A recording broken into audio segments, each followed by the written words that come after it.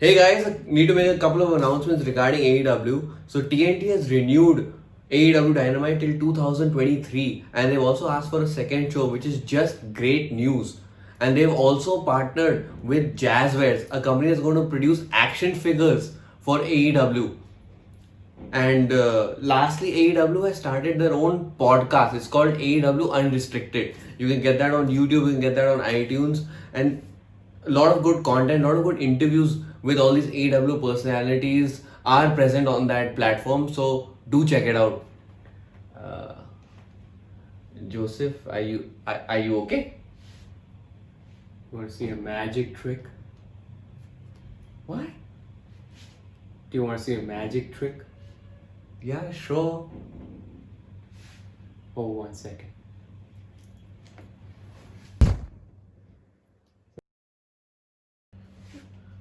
Being the elite merchandise from ProWrestlingTees.com. How? Let's break!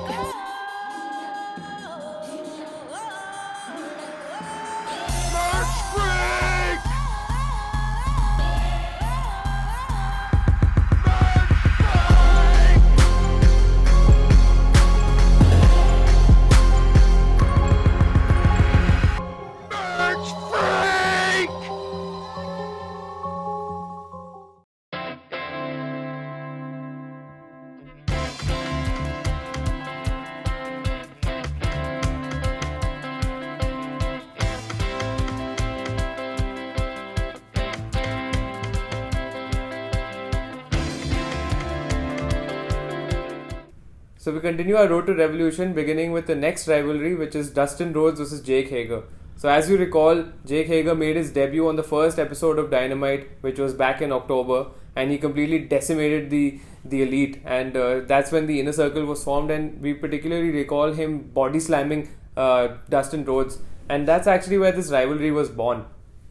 And subsequently, Jericho was facing Cody Rhodes for the AEW title, which is going to happen at Full Gear, and they were doing their contract signing. And we saw backstage Jake Hager completely decimated and attacked Dustin Rhodes, and ended up breaking his arm by putting his arm between a limousine door, and it broke, and it put him out of action for a couple of months as well. And when Dustin came back 2 months later, he wanted his revenge. He wanted vengeance, and he came out. He called out Jake Hager. He called him Jericho's little bitch and his errand boy. And he even said, like, you need to earn your paycheck, because he had not been in action in AEW till that time. And this provoked Jake Hager enough, and he accepted this challenge. And this was going to be an uphill battle for Dustin Rhodes, because he was going to face Jake Hager, who's an undefeated MMA fighter in Bellator, and it was just going to be a really tough match for Dustin Rhodes. And we're moving on to one of the greatest stories that AEW has produced, in my view, and it concerns the Elite. The Elite basically comprises of the Young Bucks, Matt and Nick Jackson, Kenny Omega, Cody Rhodes, and Hangman Adam Page. But I want to give you a brief history of this group. The Elite was a close-knit group of talented athletes who made a name for themselves together. It all started in Japan, where there was a group known as the Bullet Club. They were a rival group within the New Japan Pro Wrestling organization, comprised mainly of foreign wrestlers. You had Finn Balor, who created the Bullet Club. Then AJ Styles became the leader, and after that Kenny Omega was anointed as the new leader of the Bullet Club.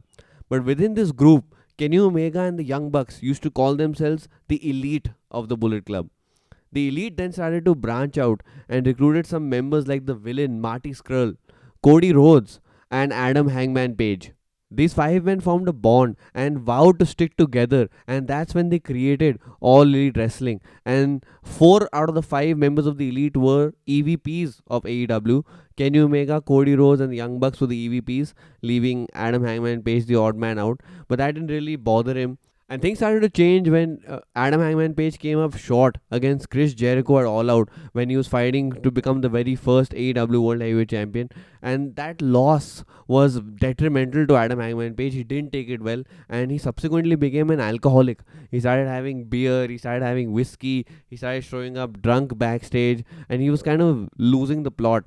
And this all culminated when Adam Hangman Page went to the Young Bucks and Kenny Omega and stated that he wanted to quit the Elite, because he felt that he was the least successful member of that group, because he felt that Kenny Omega is the best bout machine in the world. The Young Bucks are the best tag team in the world. And Cody Rhodes is the best talker in the world. And somehow Adam Hangman Page just doesn't match up. So he thought that he'll ride solo for a while, like get his accolades together to match the members in his group, and then come back to the Elite. But unfortunately, the Elite weren't willing to let him go, and that's when Kenny Omega and Adam Hangman Page actually formed a partnership, an unlikely tag team. Things didn't get out to the best of starts because Kenny Omega and Adam Hangman Page faced Lucha Brothers, and during the match, Adam Hangman Page accidentally hit Kenny Omega with a buckshot lariat, costing the team the victory. And tensions were beginning to mount between Adam Hangman Page and Kenny Omega. But as the new year hit, we saw Kenny Omega and Adam Hangman Page get a shot to become the number one contenders for the tag team championships at Bash at the Beach, because they were up against best friends, the Young Bucks and Santana and Ortiz. And to everyone's surprise, Kenny Omega and Adam Hangman Page actually won the match and became the number one contenders. And on the very next week on the Jericho Cruise, they beat SCU and became the new AEW World Tag Team Champions, which came to a shock to everyone. In the meanwhile, the Young Bucks were trying to get a foothold in the tag team division, and they were taking on Butcher and the Blade in a match, and they actually defeated them. But after the match, the Butcher and the Blade put a vicious beatdown on the Young Bucks, and that's when Adam Hangman Page came down, told Matt Jackson to hold his beer while he decimated Butcher and the Blade and actually saved the Young Bucks. And then they went backstage, and Adam Hangman Page told Matt Jackson that this is the last time that he's going to save his ass, and he's out of the Elite. You could see that there was a bit of animosity growing between Matt Jackson and Adam Hangman Page. It wasn't all rosy with them, and this all came to a head the very next week when there was an 8-man tag team match scheduled between the Elite, the Butcher and the Blade, and the Lucha Brothers. And during that match, Adam Hangman Page refused to tag out to the Young Bucks, and thus costing his team a victory because he got pinned. And after the match, when he was giving a backstage interview, Matt Jackson walked out to him and asked him what his problem was. And he said that he actually knew it. He said that Adam Hangman Page is an alcoholic and he should get his head straight. And Adam Hangman Page really didn't give a damn. He walked away. But while all this was going on, Adam Hangman Page and Kenny Omega were actually functioning quite well as a tag team now. They successfully beat Lucha Brothers and retained their tag team championships and avenged that loss. And they also defeated the former champions SCU and retained the titles. And now the question remained, who would challenge them at Revolution? And there was a match set up, a tag team battle royal between many tag teams, and the winner would face Adam Hangman Page and Kenny Omega at Revolution. And Adam Hangman Page actually went backstage and spoke to a lot of the tag teams involved in this matchup and told them to target Matt Jackson's lower back because that was a weak spot of his, because he didn't want the Young Bucks to become the number one contenders for the tag titles. But much to his chagrin, Matt Jackson outlasted all the other tag teams and guaranteed that he and his brother would challenge Kenny Omega and Adam Hangman Page for the tag team championships at Revolution. And things really came to a head when Jim Ross actually interviewed both the tag teams, and Adam Hangman Page actually expressed what was bothering him. He's told Matt Jackson and Nick Jackson that this is the first time that he's won a championship, and the first chance that the Young Bucks get, they want to take that away from him. So he really didn't appreciate that. And Matt Jackson and Nick Jackson were on another tangent altogether. They felt that they created Adam Hangman Page. They put him in the Elite. He was nothing but a jobber in Ring of Honor, and that he should be grateful that he's part of the Elite and he should just get his head out of his own ass and just be a man and fight. And Adam Hangman Page didn't take too kindly and walked out of the interview, and this left Kenny Omega in an awkward position because he was the glue that was keeping the Elite together. He was trying to be peacemaker between the Young Bucks and Adam Hangman Page, and he was quite frankly tired of being stuck in the middle, because he after a while he didn't care. And the question was posed to him, can you trust Adam Hangman Page? Because Adam Hangman Page had inadvertently been hitting Kenny Omega in matches and costing them victories. And Kenny Omega took a while to answer, and he actually stated that he really can't trust Adam Hangman Page because they don't even have a tag team name yet. They don't even have a tag team finisher.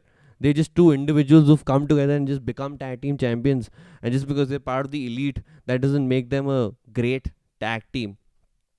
So there was a lot on the line going into this match. And this set up the match perfectly because you didn't know what was going to happen. Could Kenny Omega and Adam Hangman Page coexist Will the Young Bucks become the tag team champions and honor the fact that they are the best tag team in the world? Or will we just see the Elite implode at Revolution? So we'll just have to tune in and find out.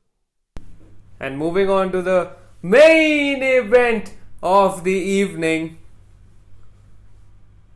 How dare you?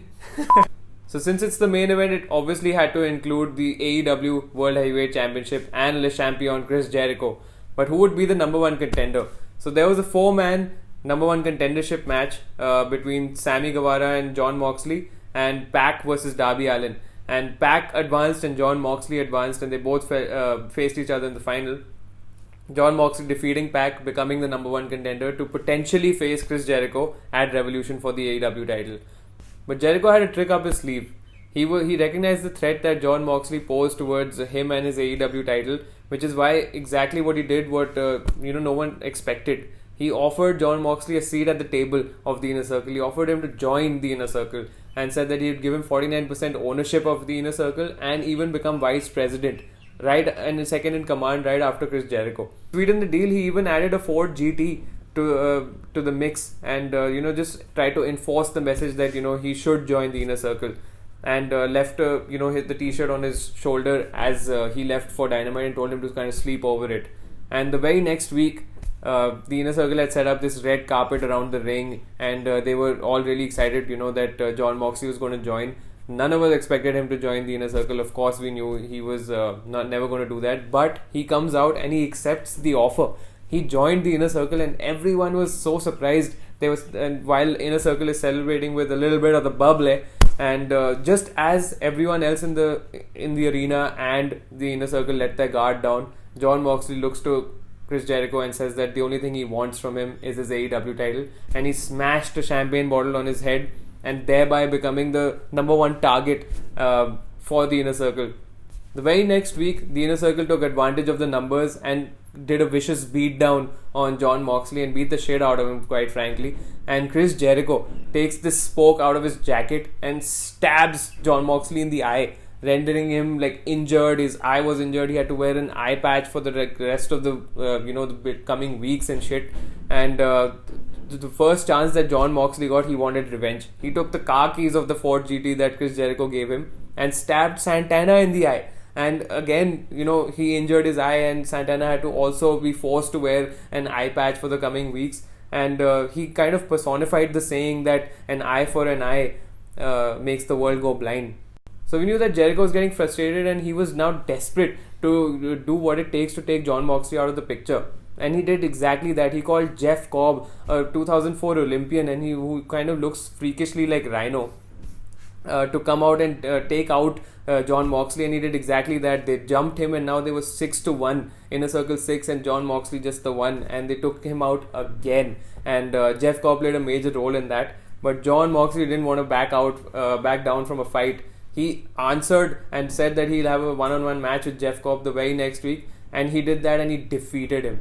And this just blew Chris Jericho's mind, because Jon Moxley had gone past Sammy Guevara, he had gone past Santana and Ortiz, he'd gone past Jeff Cobb. Everything that you threw at him, he had just gone past, and he had his eyes only on one thing, eyes on the prize, which was the AEW Heavyweight Championship, which was held by Chris Jericho. And it only makes one think that whether we will see a new champion on Revolution, whether we will see a second AEW champion in AEW history, and or are we just going to see the reign of Le Champion continue?